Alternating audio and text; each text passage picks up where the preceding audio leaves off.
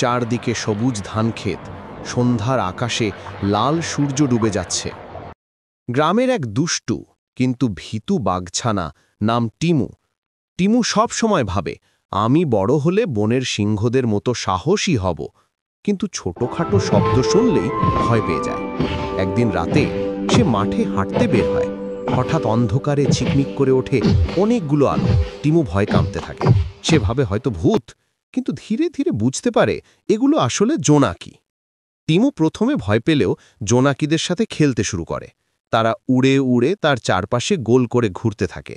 মনে হয় যেন আকাশে তারা নেমে এসেছে। টিমু হেসে ওঠে।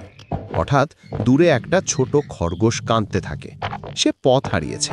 টিমু ভেবেছিল সে খুব ভীতু, কিন্তু এবার সাহস নিয়ে জোনাকিদের সাহায্যে আলো জ্বালিয়ে খরগোশটিকে বাড়ি পৌঁছে দেয়। খরগোশ খুশি হয়ে বলে, তুমি সত্যিই সাহসী টিমু। সেদিনের পর থেকে টিমু বুঝল, সাহস মানে ভয় না পাওয়া নয়, ভয় পেলেও অন্যকে সাহায্য করা।